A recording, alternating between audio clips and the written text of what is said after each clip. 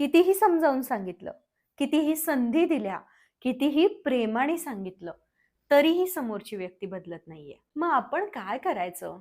तिच्या मागे लागायचं? सतत तिच्याकडून अपेक्षा ठेवायच्या? की स्वतःला त्रास करून घ्यायचा? नाही. कधी-कधी आयुष्यातलं सगळ्यात मोठं पाऊल काय असतं माहितीये? समोरच्या व्यक्तीला न बदलण्याचा निर्णय घेणं आणि स्वतःची भूमिका बदलणं. नमस्कार मंडळी, मी सायली, तुमची जवळची मैत्रीण. मी काउन्सिलर आहे. तुम्ही जर आपल्या चॅनलवरती नवीन असाल तर प्लीज आपल्या चॅनलला सबस्क्राईब करा. कारण आपलं रोजचं आयुष्य सोपं करणाऱ्या वेगवेगळ्या विषयांवरती आपण आपल्या चॅनलच्या माध्यमातून बोलत असतो. आणि जर तुम्हाला माझ्यासोबत काउन्सिलिंग सेशन बुक करायचं असेल तर समोर स्क्रीनवर दिलेल्या नंबरवरती व्हॉट्सअप मेसेज करा. चला, आज बोलूया समोरची व्यक्ती बदलत नसेल तर काय करायचं. सगळ्यात पहिला आपण हे स्वीकारूयात की समोरच्या व्यक्तीला आपण बदलू शकत नाही.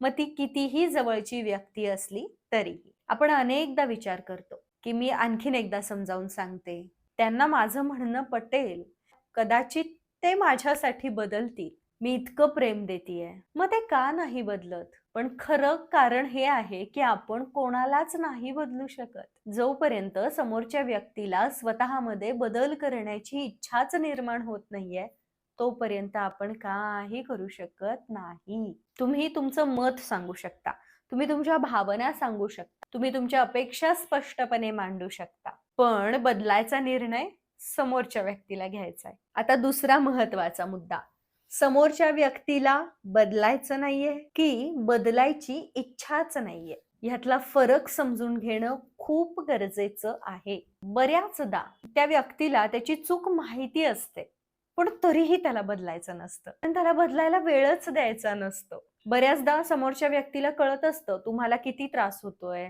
तुम्हाला किती दुखावलं जातंय, तुम्ही किती त्रासामधून जाताय, तरीही ती व्यक्ती तेच पुन्हा वागत असते. मग अशा वेळेला स्वतःला आपण प्रश्न विचारायचा की ही व्यक्ती बदलू शकत नाहीये का तिला बदलण्याची गरजच नाहीये असं तिला वाटतंय? याचं उत्तर तुम्ही स्वतःला द्यायचंय. आणि जर समोरच्या व्यक्तीला नसेल वाटत तुमच्यासाठी बदलावं, तर मग त्या व्यक्तीच्या कृत्याचा स्वतःवर परिणाम करून घेऊन स्वतःच्या आयुष्याची माती किती करायची हे तुमच्या हातात आहे. तिसरी महत्वाची गोष्ट, त्या व्यक्तीला ना सतत समजावून सांगणं बंद करा.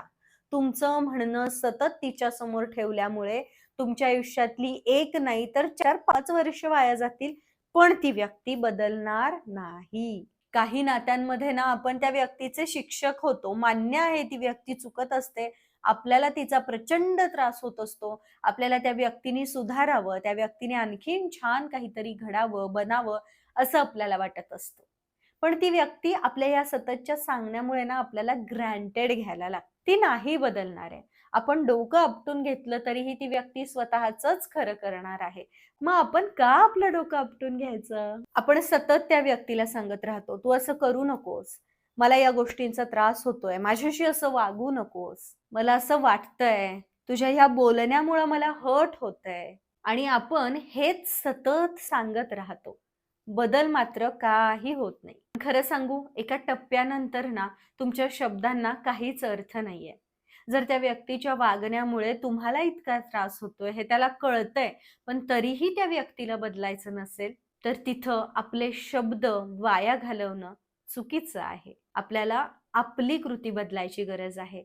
आपल्याला फोकस आपल्यावरती, आपल्या दिनचर्येवरती, आपल्या कामावरती घेऊन येणं गरजेचं आहे.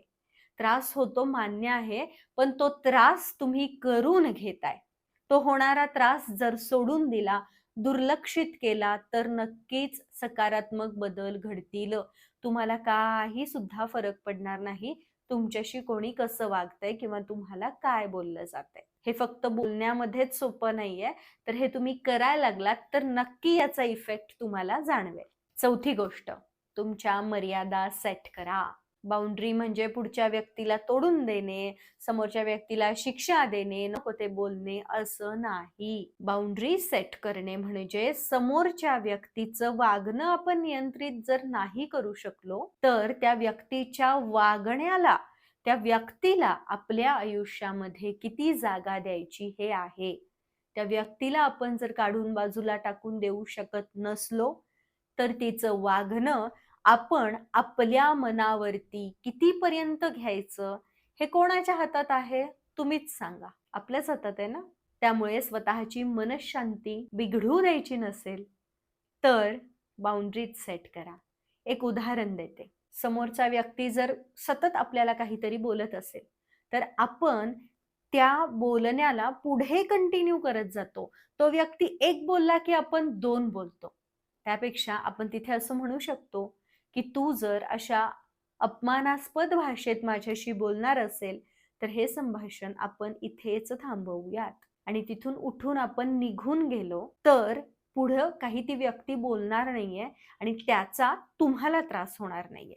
तुम्ही उठून गेल्यानंतर देखील ती व्यक्ती बोलत राहिली, तर आपण ते इथपर्यंतच घ्यायचं आहे, इथपर्यंत आणि इथपर्यंत नाही. आपण काय करतो, आपल्याला एका व्यक्तीने एक ब्लेम केलं ना, आपण त्याला प्रत्युत्तर करतो, एक्सप्लेनेशन देतो.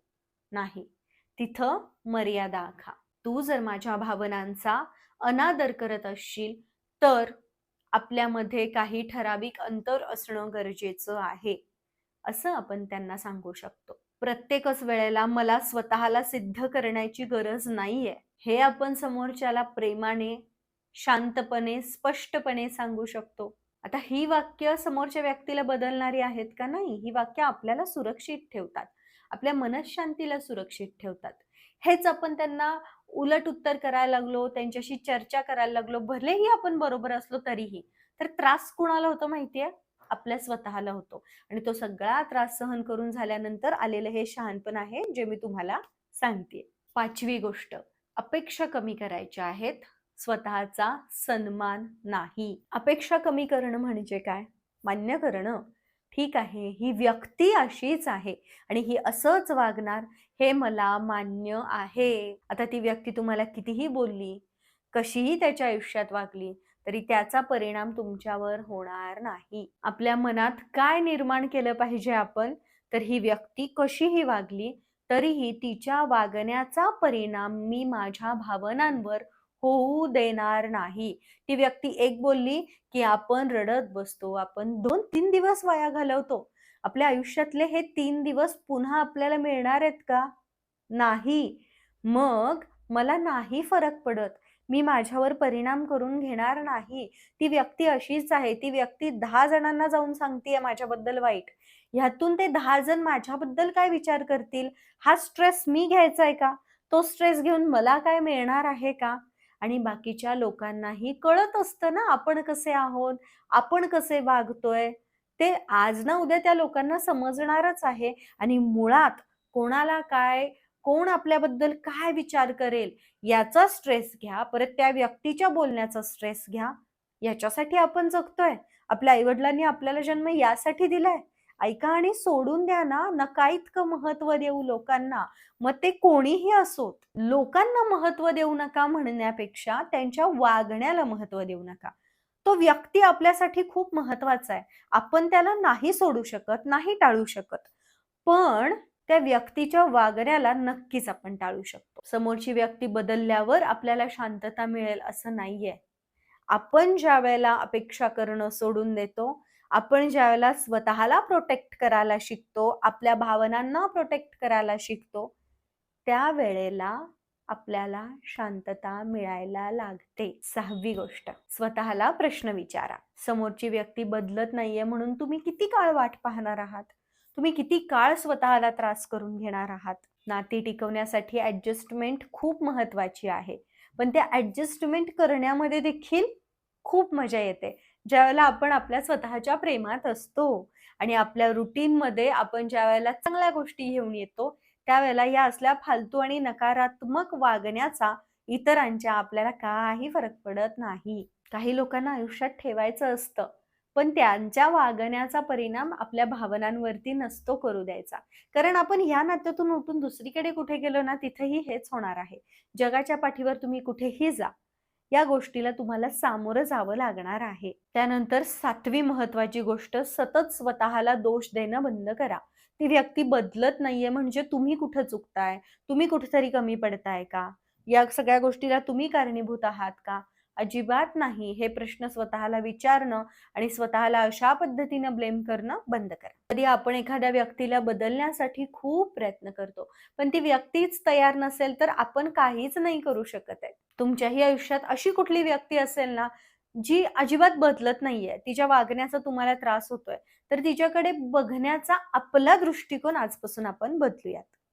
कारण आपल्याला आपलं आयुष्य आनंदी जगायचं आहे आणि ती जबाबदारी आपण स्वतः घेतोय. कोणीही आपल्यासाठी बदलणार नाही आणि त्या बदलाची जर तुम्ही वाट पाहत बसलात ना, तर तुम्ही कायम तक्रारी करत दुःखी राहणार आहात. स्वतःकडे पहा.